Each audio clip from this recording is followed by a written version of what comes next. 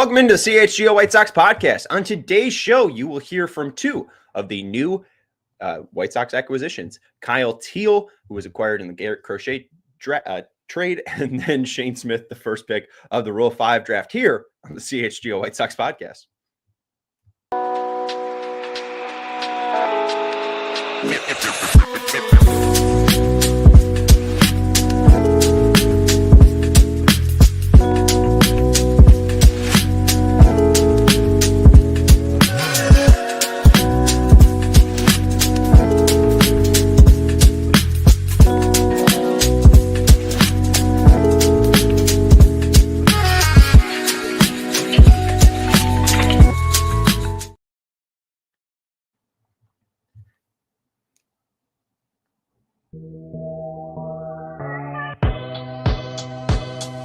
Heyo, welcome into the CHGO White Sox Podcast, coming to you live from Chicago. It is the full CHGO White Sox crew.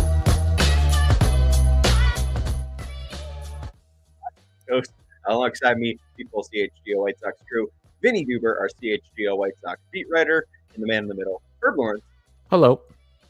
Our CHGO White Sox community leader. We are being produced today by our pal Katie. On today's show, we will be hearing from two of the new acquisitions for the Chicago White Sox, Kyle Teel and Shane Smith. Vinny got to chat it up with these youngsters, and boy, did they expound very deeply.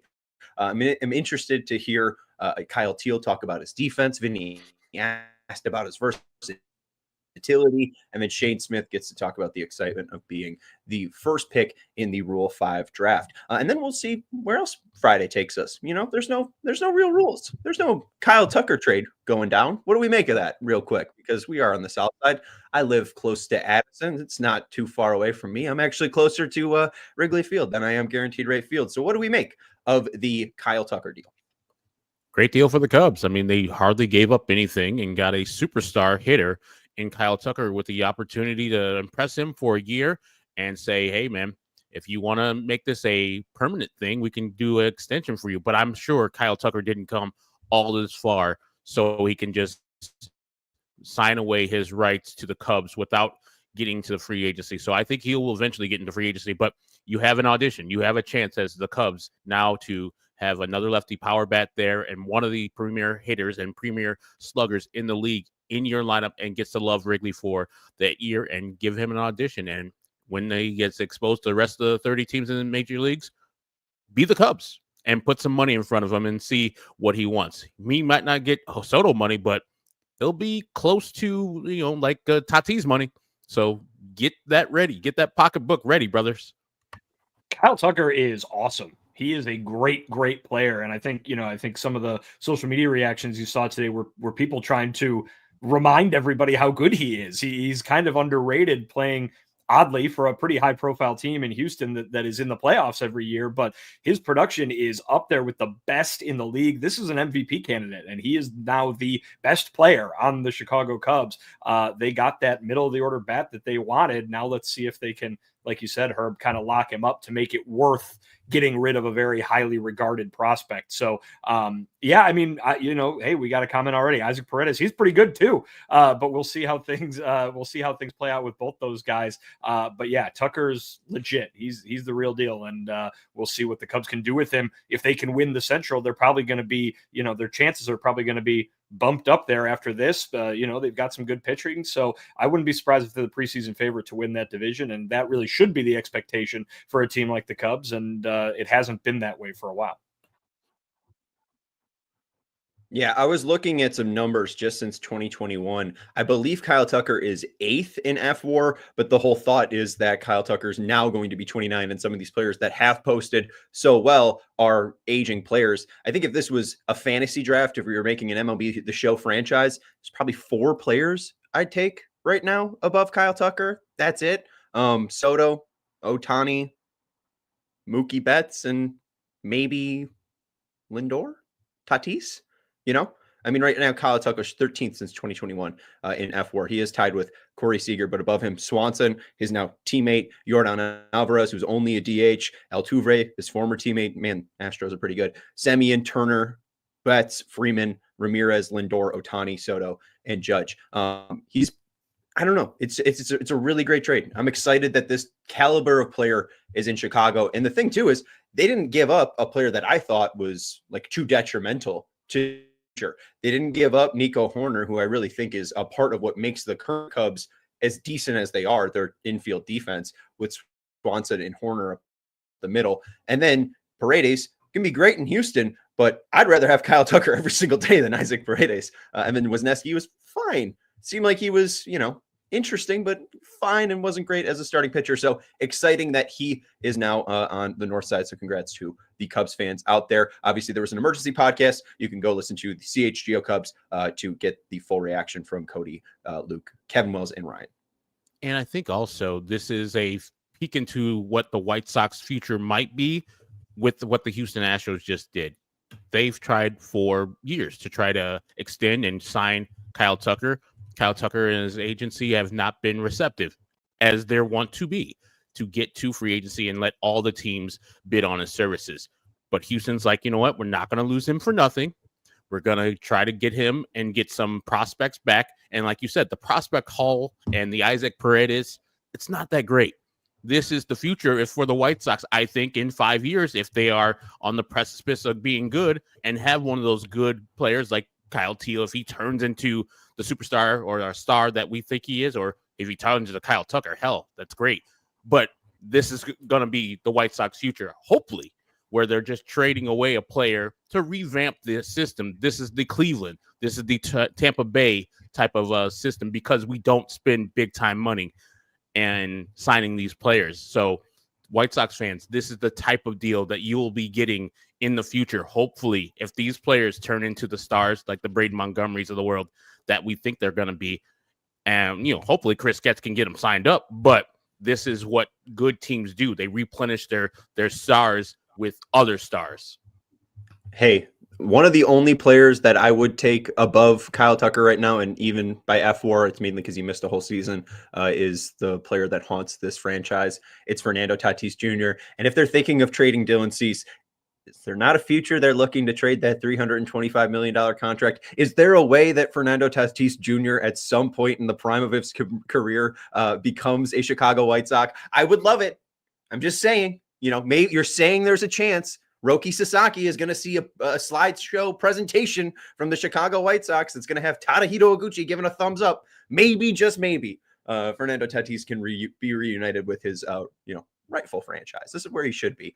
Anyways, we have great stuff from Kyle Teel. Vinnie got the chance to talk with the newest catcher that is a part of the White Sox organization. We'll see if he can make the team on opening day. He talks about his ability to compete in spring training in here, but it starts with him responding to what his first year of pro ball was like. Here's Kyle Teel. I would say that I developed a ton last year, especially from the defensive aspect of just catching every day, learning how to deal with pitchers and work with them to help them be their best. And I think I improved a ton with game calling and that aspect of the game. As for other things like my receiving metrics exploded towards the end of the year, and it's just, I want to keep that rolling as we get going. Hey, Kyle, Chris Getz mentioned some, potential positional versatility for you. In addition to catcher, what do you have experience doing, and how comfortable are you doing it? Yeah, I have experience playing right fields. I was a shortstop in high school, played left field for the national team.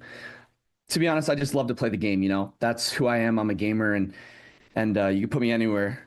At the same time, it's like I love catcher. Catcher is my position. So I'm excited to see how it turns out. At the end of the day, I think it's important, however you can get in the lineup to help a team win. I think that's most important. We've heard from a lot of people who have joined this organization, kind of how impressed they are and excited they are for like the long-term future and the plan. As a player coming into it, who's going to be kind of a big part of it, what do you kind of think of the long-term future of the White Sox? I would say that it's great to look long-term, and I think the future looks great.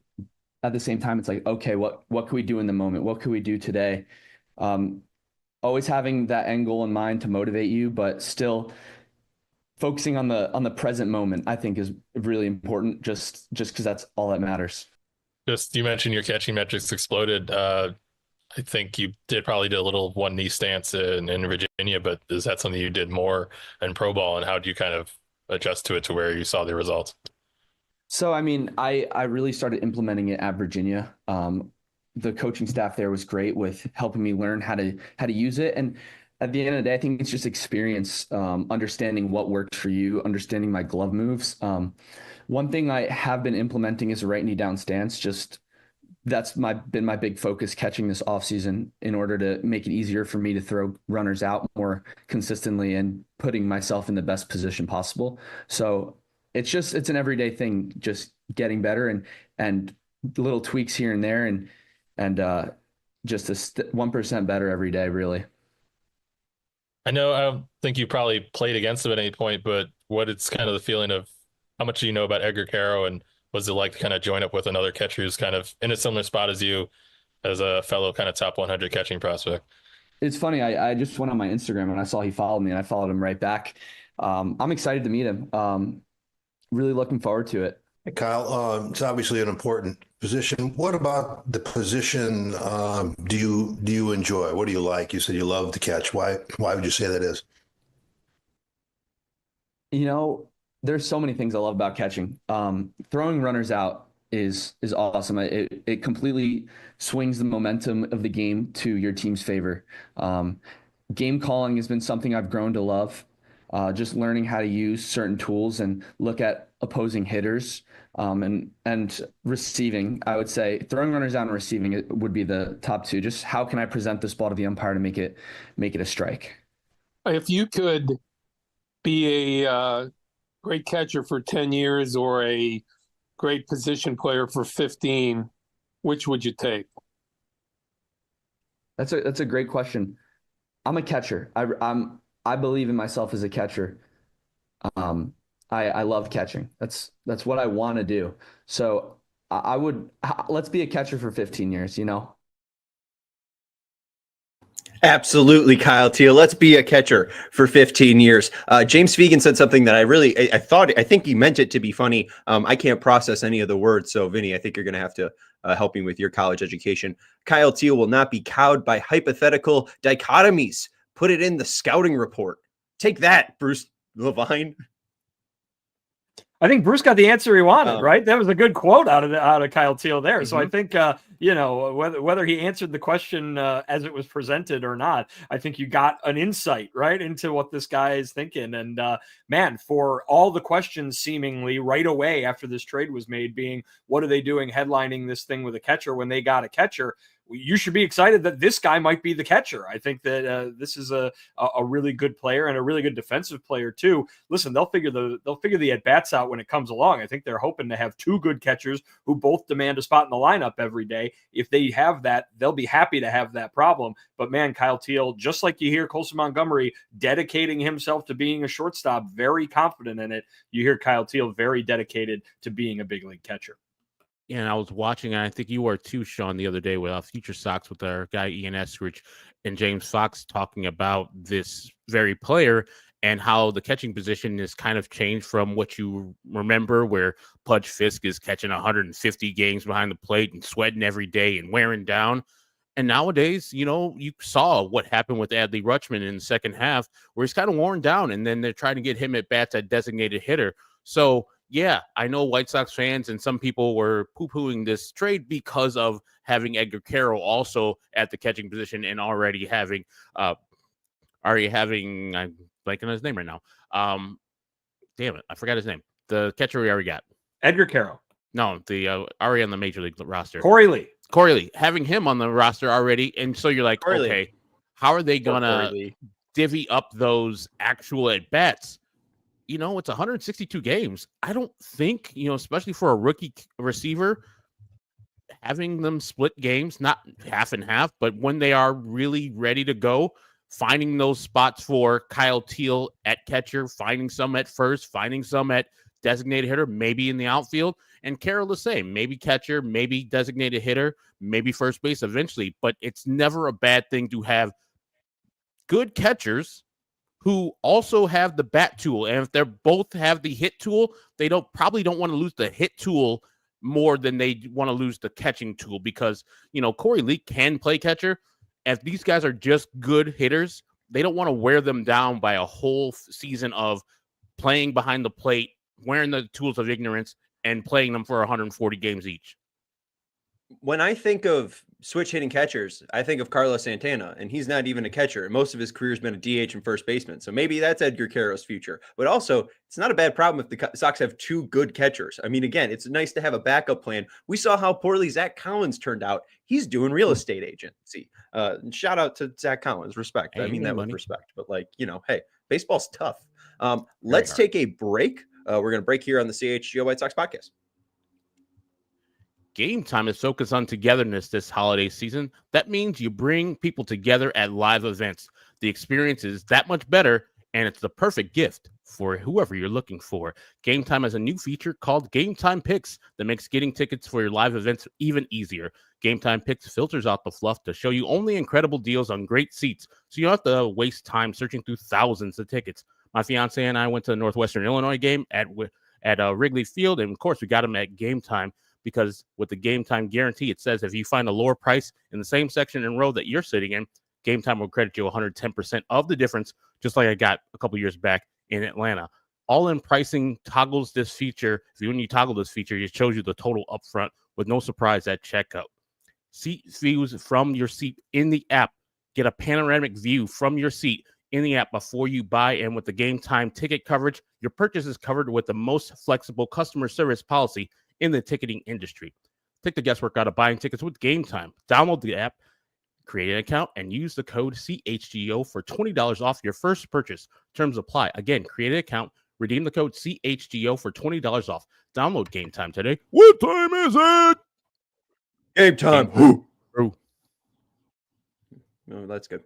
We also want to let you know about our friends over at Empire. With Empire today, you get shop at home convenience, the right product for your needs, quick and professional installation, and a low price guarantee. Empire today is the best place to get new flooring. So, of course, they have copycats, but Empire cannot be beaten on their quality, service, and speed. That's why competitors advertise low quality products that Empire simply won't carry. Empire won't promise the lowest prices because anyone who does is putting flooring in your home that they wouldn't put in theirs.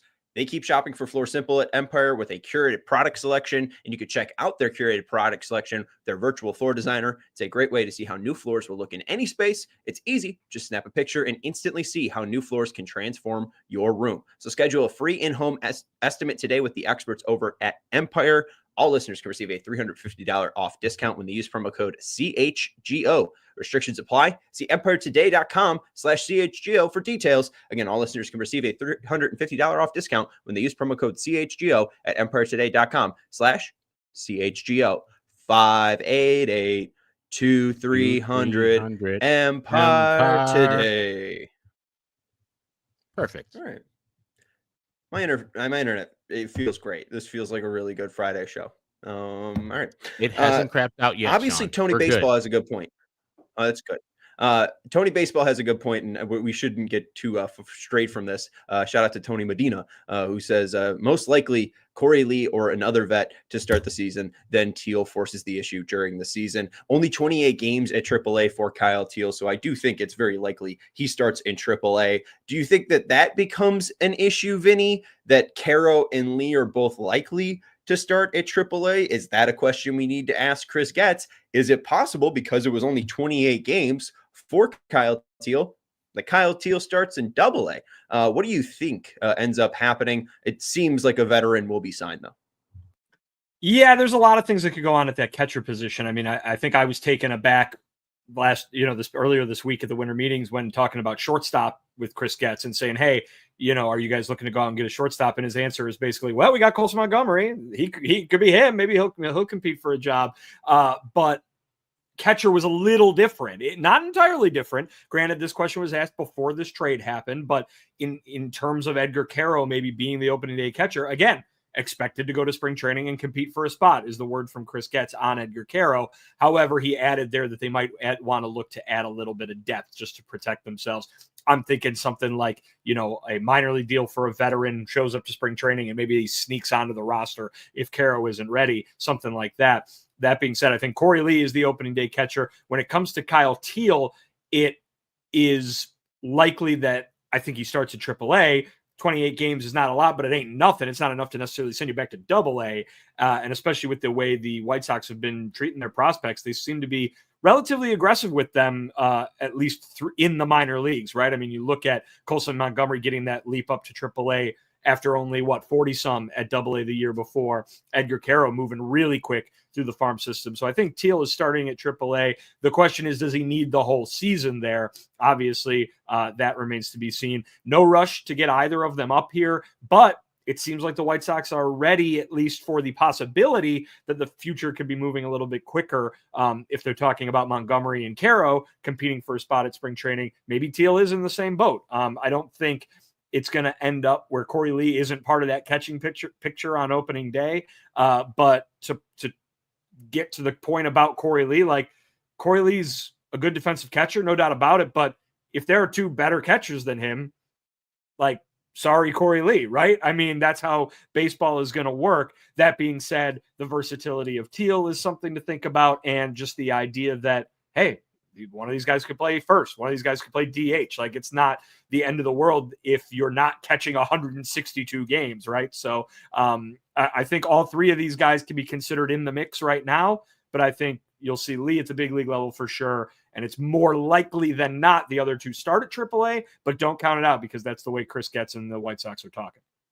Yeah, I couldn't see one of these catchers or both of these catchers being on the major league roster to start this season because of their youth and because you already have a veteran catcher in Corey Lee, even though he's young in age, up there and can do the job all right for the time being. And I think his ceiling, of course, in the future is going to be a backup catcher. And eventually when the White Sox do let him go or do keep him on the roster, he'll be a backup catcher probably for 10 years in this league because of his versatility, his speed, his pop time, all that good stuff. But yeah, I would have no problems with both these catchers starting down in Charlotte.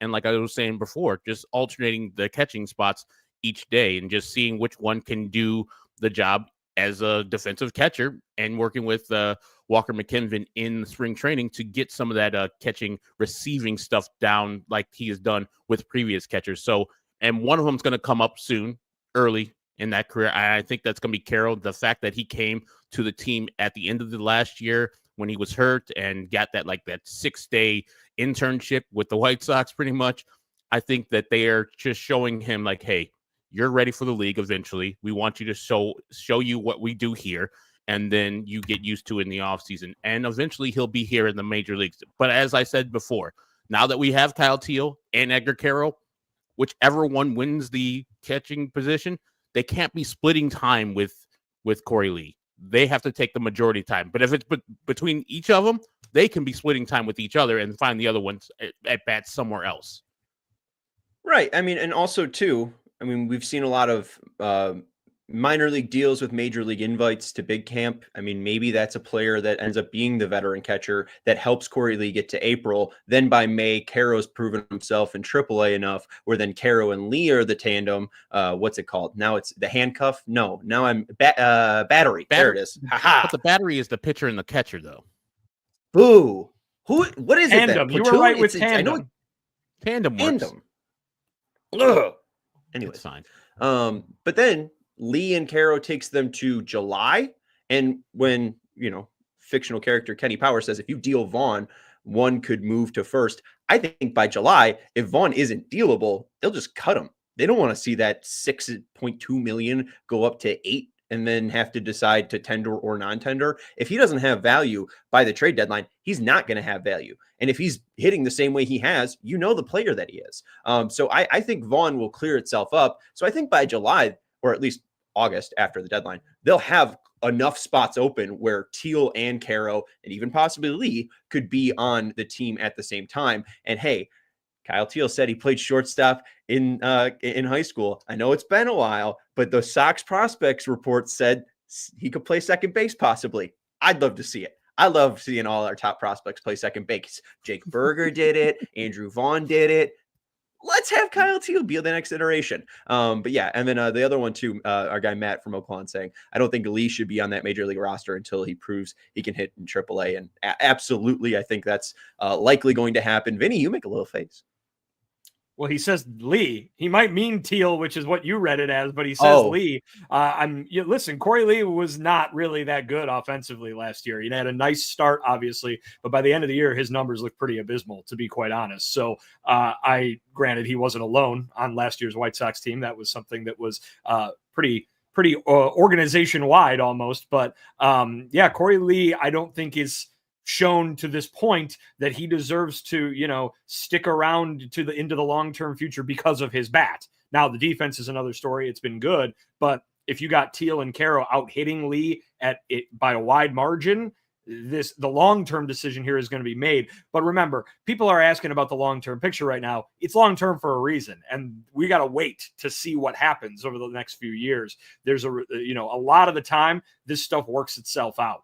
And, maybe Kyle Teel develops into a no doubt starting catcher. Edgar Caro bumps up at about a backup, and that's how it works, and it works out, right? Corey Lee maybe is the guy who ends up being the backup, and it works out that way. You got to wait till years down the road to actually see how this plays out. Right now, it's a good problem to have because you've got two really talented catching prospects for the White Sox, and then another guy in Corey Lee, who I'm sure they're very confident with handling the pitching staff and handling the catching duties at the major league level for now, even if the bat hasn't necessarily caught up.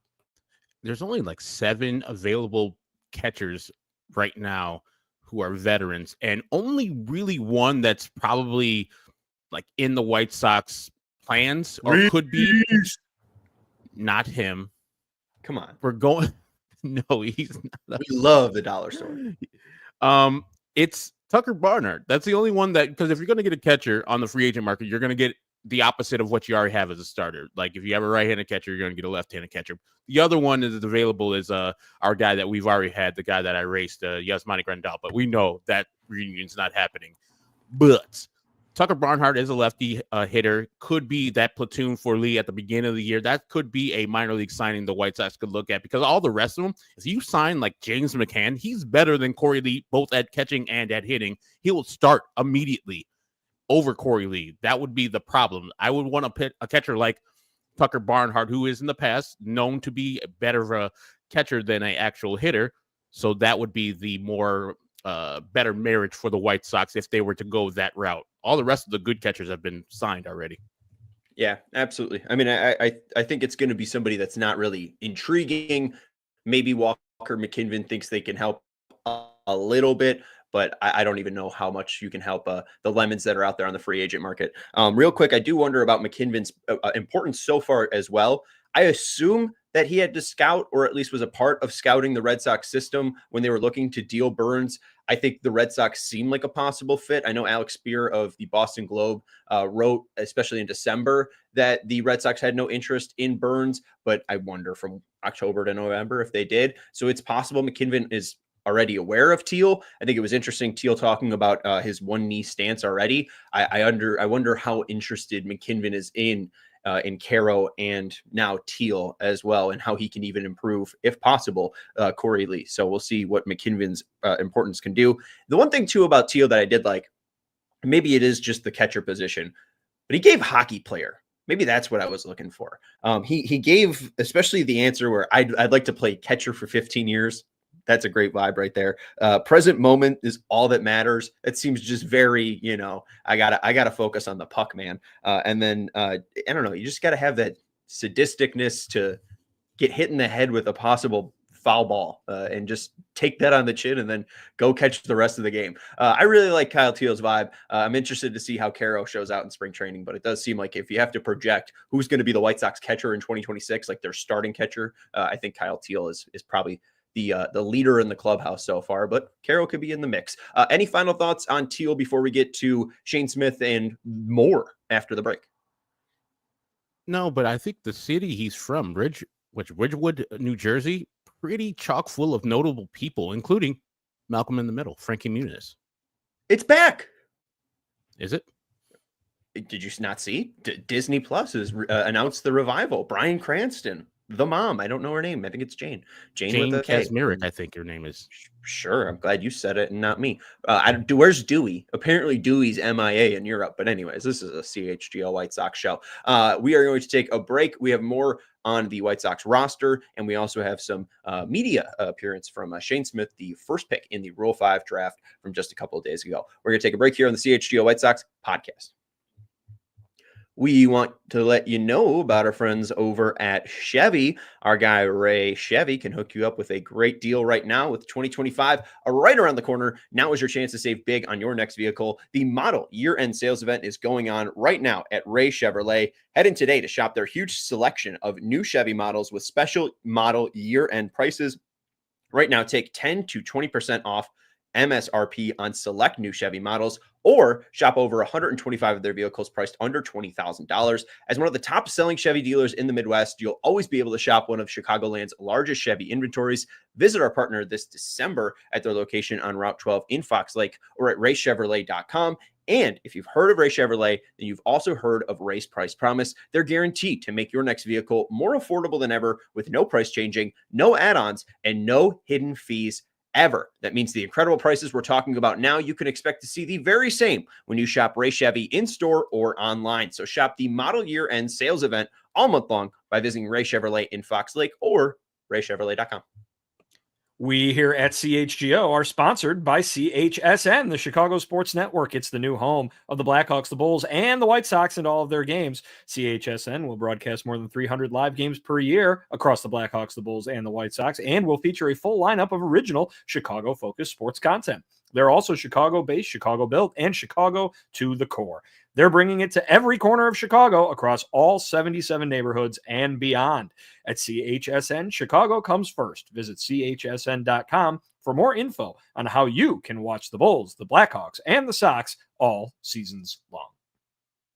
Thank you, Vinny. To answer some questions, blank name saying, I don't think either guy projects to hit for enough power to stay at first base, which is fair. That's why I thought of Carlos Santana. Obviously, Santana has hit, I think, 34 in a season recently with his age being like 35. He's now more around like 20 or so a season. But I think the biggest thing about Caro is he gets on base.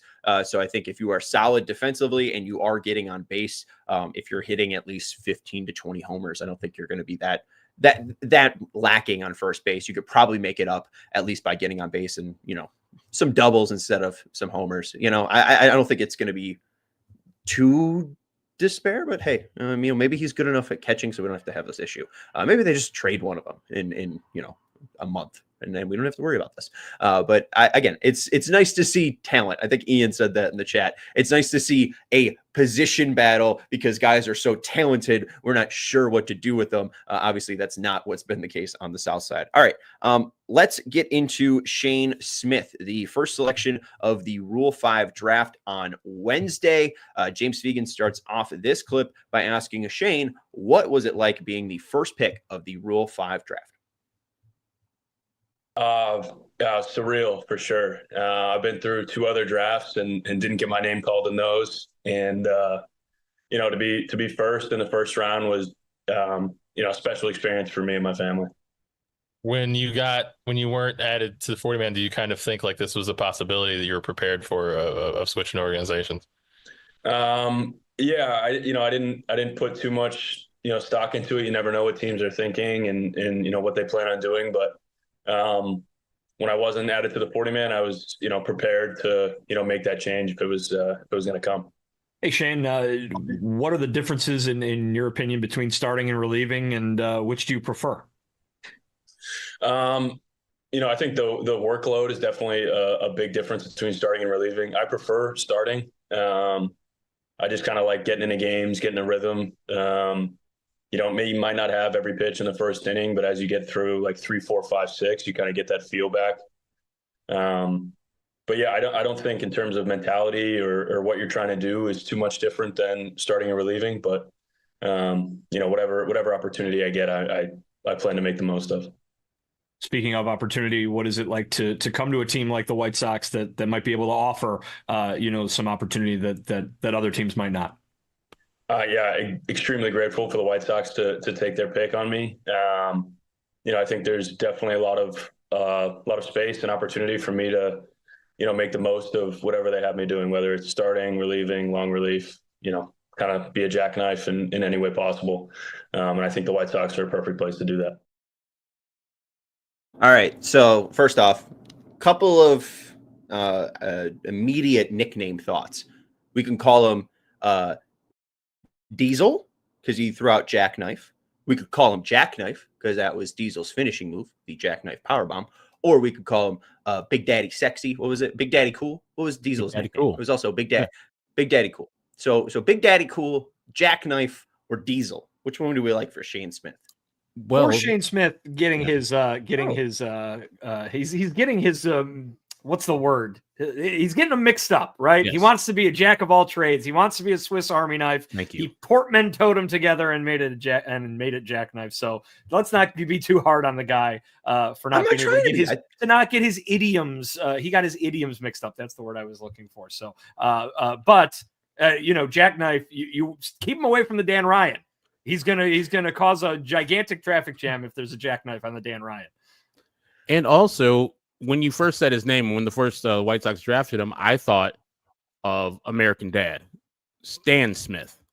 So you can have the American Dad cartoon series, and he kind of looks like him with the big jaw, and that's a good nickname, American Dad. He probably doesn't have any kids yet, but that's what he looks like to me. And it's a good. I wasn't even trying to make. Yeah, I mean, I wasn't trying to make fun of him. I actually kind of just thought Jackknife was sick. Kevin Nash was one of my first wrestling figures, so I have fond memories of Kevin Nash. So Diesel's a sick nickname, because Diesel was big and Shane Smith's big. Yeah, come on. Big Daddy cool. I don't know. I'm cool with Jackknife. But I guess Stan Smith. But he's a dark haired guy. How about Katie's suggestion Shane of Smith? Smith Army Knife. Smith Army Knife is. It's pretty fine. It's not bad. I like Jackknife. He said Jackknife. I don't know. Jackknife did pitch a little bit with some StatCast numbers. It's only about 6 2/3 for this, but this is posted by TJ Stats. He had a 93 stuff plus on 53 fastballs. Not great. A ton of extension. 6.8 feet on that. He is 6'4", so he gets a decent amount of extension. Obviously, anything that looks like 94.3 miles per hour will look a little bit faster with that extension. He hits the zone a decent amount enough with that too, 64.2%. It's obviously a small 117 pitch sample, but he does at least throw strikes with that fastball. He has a cutter that sits at 91.6, again, with good extension. That TJ Stuff Plus is 98. He has a curveball, 79.7 miles per hour. Good extension again, 6.7 feet. A TJ Stuff Plus of 97. And then he also has a sinker that he threw once. Could be misidentified as a pitch. So shout out to StatCast on that. But then looking at his game log, he pitched 5 innings in 3 games, 5 2/3 in 2 games, and then 6 innings in 1 game. So those are his longest starts, at least in 2024, all of them being at the AA level. Our biggest question is, now that he's on the 26-man roster, and if the White Sox aren't going to return him to Milwaukee, what is his role? His top velocity was on a 96 mile per hour fastball. So Vinny, do you think that this is a guy that they're going to try to get some starts out of? Do you think this is going to be a jackknife or jack of all trades that's going to be in between starting in the bullpen like Jared Schuster? Or, is this Brian Bannister's next Davey Garcia? The conductor of the bullpen. Yeah, sure. I think looking back to last year and what they did, it really seemed like they prepped anybody who had the ability to be a starter to be a starter, and then they went from there, right? And so I don't think Shane Smith will end up as one of the guys in the starting 5 rotation on opening day, but that doesn't mean he's not going to make any starts for the major league team next year. I think this is a guy who probably can do both or has the ability to, hey, let's try him out at both, right? So I think he starts in the bullpen as a long reliever, mop-up guy kind of type, and then when inevitably somebody is sent down, somebody is hurt, somebody needs an extra day of rest, they need a spot starter, it'll be someone like him or Jared Schuster, who they still have, right? How many times did they use Schuster? How many times did they use Chad Kuhl in a role like that last year? I think here's a guy in Smith who will probably, who looks most likely to serve that role. But hey, he shows up to spring training and he kicks ass. put him in the rotation, or at some point during the year, if he gets that opportunity and throws 5 scoreless in his first opportunity, keep him in there and keep him trying. I mean, there's nothing saying that this guy can't reach a ceiling above just mop up guy. But I think right now, if you were to project out what the roster looks like on opening day, that's probably the most likely role for him, is that long relief type role to start with, and then it could go from there. I mean, the traditional numbers look great. I mean, 11 strikeouts per 9 with only 3 walks per 9. I mean, that is solid. And if you can do that out of the bullpen, as Vinny said, I think that he'll start in the bullpen, because I think the White Sox pretty much not are set at starting rotation, but unless he just goes out in spring training and wows the crowd with his stuff out there in Arizona, I think he'll start in the bullpen for the White Sox as a Rule 5 guy. As you guys all know, he's got to be on this major league roster, or unless he sees that he's not good, sends him back to Milwaukee, as the White Sox got to keep him on his 40-man. So I think it's a good way to build your team with young. He's 25-year-old. Live arms, and like we said, and like you have already championed, Sean, this is Brian Bannister's pitching staff. Whatever he says, I think goes. I think that Chris gets his ear on the people that he wants to bring in, and I think that he is the one that championed this pick. And to be the 1-1 of the Rule 5 draft, and I know the Rule 5 draft in itself is kind of, you're getting second best because people would protect the people they want to keep, but this guy seems like he has a live arm and the versatility that you want as a young, up-and-coming, rebuilding team, where he can do the starts and he can do the bullpen work, when I think most of his stuff will be coming from the bullpen. And if you don't walk people and you strike out 11 per 9, that works. Well, and Chris Gatz called the pick of Shane Smith a consensus within the room, and who's in that room? Former Milwaukee Brewer and longtime Milwaukee Brewer who saw him get drafted, Walker McKinven. So I bet Walker McKinven has some, reliability or some knowledge of Shane Smith. And then, as Ian mentions, this model of Shane Smith comes pre-equipped with a cutter for Brian Bannister's to tweak and turn into an elite MLB pitch. So, hey, McKinven's probably like, this cutter, he throws at 92 miles per hour. And then, Brian Bannister's looking at the TrackMan data, and he's like, oh, we could tweak this just by moving your finger an inch. And if you put a little bit more pressure on the tip of your finger, you're going to strike out 35%, or some dorky crap like that. So there you go. That's baseball for you. B Chicago asking, what about Jake Eder? Will he have a shot in the rotation? Why not? I don't think, B Chicago, you're right. Why not?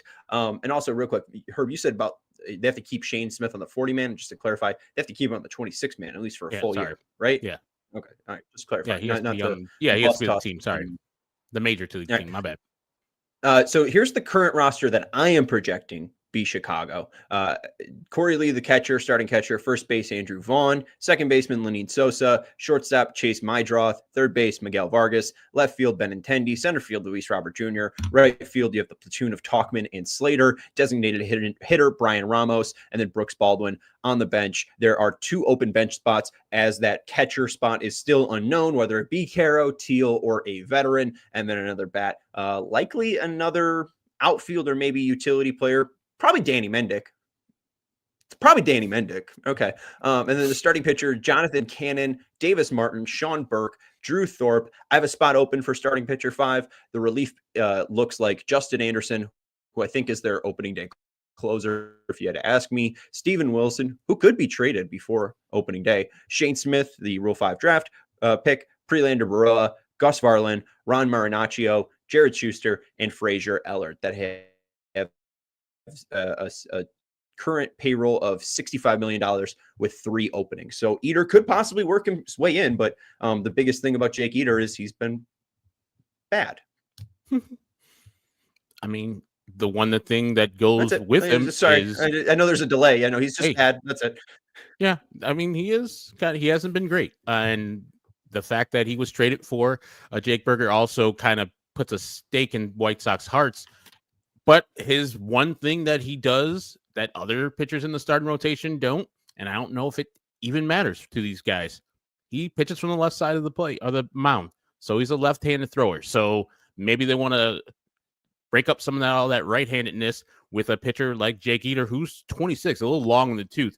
if you're going to make it happen, you're going to make it happen this year for Jake Eder. It's going to be a little too late after the next couple of years if you're just waiting for him to be good in AAA and AA. So I can see him making the team if he's worked on some things and he looks the part as the fifth starter. But there's so many other players that could take that fifth spot for the guy, including our guy, Shane Smith. I think they definitely go out and get a fifth starter, a veteran who can be a little bit more dependent on to eat up some innings. Hey, we can throw him out there. He can throw 6 innings, even if he gives up 4 runs. Who cares? They're protecting the bullpen, protecting all these young arms in the rotation. One more name, though, to keep in mind is somebody who could show up to spring training, and I only bring him up because Chris Getz brought him up, talking during the winter meetings. Mason Adams. That's a guy that they've been very happy with in the minor leagues. I'm just bringing him up because Chris Getz named him by name, the only one he named by name during our conversations at the winter meetings. So I think that's somebody who the White Sox, might be looking at as ready to take that next jump and challenge for a spot in the big league rotation. Hey, Sean, do you have a pitcher in mind that you would like the White Sox to sign for a cheap deal? Maybe a starting pitcher they had on last year's roster? I thought Vinny was going to bring up Jesse Schultens. So I was excited to hear Jesse Schultens mentioned. So Mason Adams, hey, yeah, great. Top 10 prospect. Boo. Give me Jesse Schultens. I think coming out of the pen for opening day, the first game against Detroit, I think you should have the whole light show, even though it's the middle of the day. Anaheim. They're playing the Angels. Cool. Oh, it's not opening day against that was last year. Okay. I'm just remembering last year. It's at home versus Anaheim. Mm-hmm. Okay, that's good. As it's supposed to be in nice cold Chicago instead of nice warm Anaheim.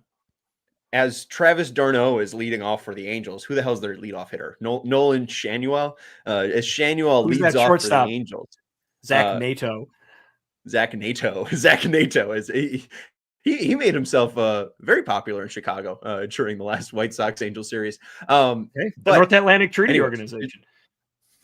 I gotta finish off this dumb joke. Coming out of the bullpen with all the smoke, mirrors, light show, and everything. I'm picturing him with a shooting sleeve on because Chris Flexen doing the John Wall celebration. I think that's what I would like to see on opening day as your opening day starter. So give me Chris Flexen for $2.25 million. Come on, I know he had like 1.6 more, but no one's signing Chris Flexen. Bring him back. Gave you 180 innings or 160 innings. I'd like to see it.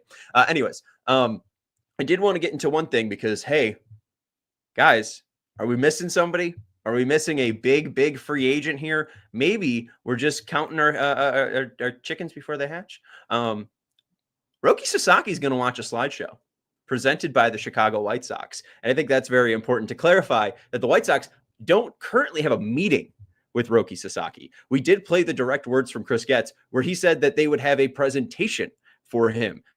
And John Becker cleared this up. Teams will send or are already sent preliminary slide decks as have been reported. Nobody has reported any in-person meetings yet on the docket for Sasaki. So the White Sox have sent in a slideshow for Roki Sasaki to watch. That's what a presentation for Roki is. Just to clarify, Chris Getz will not be looking face-to-face and talking to Sasaki with Tadahito Iguchi to him yet. I love this. I love this idea that the destination of one of the most hotly pursued available players in the world right now completely depends on which team's IT department has the best mastery of PowerPoint. Like whoever can put in the best star wipe or the best. Ooh, it transitioned to another picture. Like, oh man, Roki's sitting there like, you know what? I thought it was going to be Dodgers, Padres, something like that. But I am blown away by what the Colorado Rockies were able to do on PowerPoint. Ooh, the word art coming zooming right at me in the screen. I love this idea. Like, I know words can be, just moved over and meant to be something else, but literally a slideshow, there's going to be an AV guy rolling the cart with the slide projector. And he's like, these are the Dodgers. Click, click, click, click. There's a championship. Click, click. That's Mookie Betts. Click, click. There's your guy. Oh, it's Tani. Here's the White Sox. Click, click. What is this? What is it, the 30s? Come on now. Yeah. I like the idea, too, that Roki Sasaki is like a baby, and all that he can really realize is just photos. Like, you have to put in with the Dodgers slideshow, like a photo of Roki Sasaki and Shohei Ohtani being like, hey, remember, you played with him. I don't know. It's interesting. I hope they're able to show it. But yeah, I think they're using the star wipe. You're just going to see a ton of star wipes for Roki Sasaki. You're going to see a ton of skyline photos. I mean, come on. There's no way that you're not going to give a slideshow on Chicago and not bring up the slideshow.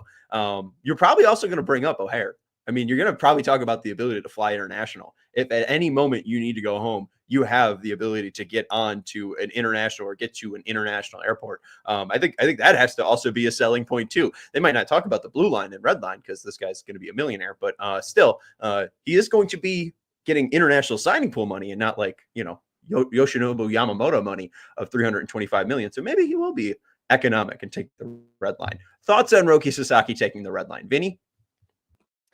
He shouldn't. I'm a big proponent of buses. I think the bus is much better than the L. I like taking the bus all over the place. So I think you should take the bus. Although the bus, I don't know if a bus goes to O'Hare. I don't know if you can take a CTA bus all the way to O'Hare. There has to be a bus to O'Hare. I don't know. Where would it go from? Not really. I mean, the blue line would be much, much easier. A bus to O'Hare doesn't seem like a thing that exists. I'm sure you got to take like the Milwaukee bus out to another bus, but there's no, I think, direct bus that goes to O'Hare. Of course, the blue line goes inside of O'Hare, so you can just do that one. But I couldn't imagine, like, if they're going to do an audio-visual thing, I'm sure Roki Sasaki has heard the voice of Bill Curtis before, and for him to do the narration of it, oh my God, that would be the signature. It's like, oh yeah, that's the guy who did the voice for Anchorman. I want to be in that city that Bill Curtis is from. Bill Curtis. Roki Sasaki is what, 23? He's 22, 23. He's watching Anchorman. You think Roki Sasaki is a big Anchorman guy? That's my generation, Herb. Come on now. I'm guaranteeing he's watched Anchorman like at least 5 times. He's like, I think he came out after he was born. Let's see. Yeah. Roki Sasaki was born 05, right? November. Isn't Anchorman 05, 04? Yeah, 04. I mean, he was 3. I don't know. Probably not. And he's watched the hell out of that movie. I like this idea. I can't also find on CTA's site if there's a bus stop at O'Hare, but oh well. Ian says, take Roki to the 78 for a tour. He'll look like Severino looking at that AAA field. Hey, I mean, Sasaki at some point will be a 29-year-old free agent. Just be like, hey, man, you might not sign with us here, but let's just pitch you for 2020 or 2030, 2031. Let's pitch you for 2031. This is where you will be playing next. The 78, the greatest masterpiece of heart of Chicago. Yeah, I mean, I think that's a pretty good sales pitch. All right. Or just show him the pictures of the 78 and with no context and pretend, and maybe you'll just trick him into thinking that's where you play currently. Not the current pictures of like that Scott Merkin standing at home field. No, maybe they should just do that. Merck standing at home plate. The generated graphics.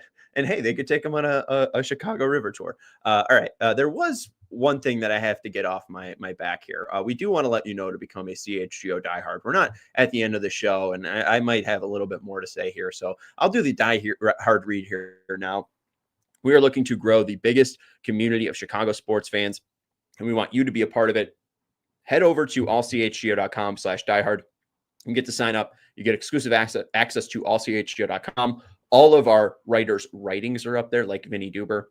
You get to access every single piece. You also get access to our CHGO Discord. I see our pal Melissa hanging out with us. She's active in there. I see Sage hanging out with us. Sage is always active in there. You get to chat with the White Sox diehards about the White Sox and much more. We have a ton of channels in our diehard Discord. You also get exclusive discounts to upcoming events and merch. You get a shirt of your choice when you also sign up. And we have upcoming events, 2 top flight events. They're suite experiences, top shelf. Thank you, Vinny, like liquor. Top shelf experiences. You can be at the Bulls game on January 4th for the Bulls-Knicks game. It's Derrick Rose night. Diehards get a $100 discount. And then also on January 20th for the Blackhawks and Hurricanes, we're having a sweet night. You also get a discount if you are a diehard. So head over to allchgo.com/diehard to sign up. Sean, did you know that they already sold out the Blackhawks one? Yeah, they already sold out the Blackhawks one. Like already because of the diehard discount. People became diehards so they can get part of that package, because you get like $80 off of the package from that one. And so if you get a diehard membership, you're pretty much paying for your membership twice over by just becoming a diehard. And then you get to go hang out with Jay and Greg Boyson and Mario's and, have all that good merch. And you could do the same for the Bulls. On Derrick Rose night, if you're a Bulls fan, you want to be there that night and you want to be with the guys, Peck, Big Dave, Will the GOAT will be on the sidelines, but you get to hang out with Bulls champion Will Purdue too. Yeah, I mean, hey, and GOAT might make an appearance. I mean, Vinny's made an appearance at ours. He's come down from the hallowed press box and graced us with his presence. So yeah, and I mean, maybe GOAT makes an appearance as well. We do have a super chat we want to get to real quick though. The Fat Hipster saying, does Roki start as pre-arb? So 6 years of control. From our assumptions, yes, he will be signed as an international free agent. So we'll have the exact same rules as an international free agent, just like Moncada, Robert. They could sign him to extension if they want to, but I don't think that they will. Kevin Bryant with the super chat. Thank you, Kevin, for the $5 super chat. I think Getz is just trying. Oh, I think Getz is just at.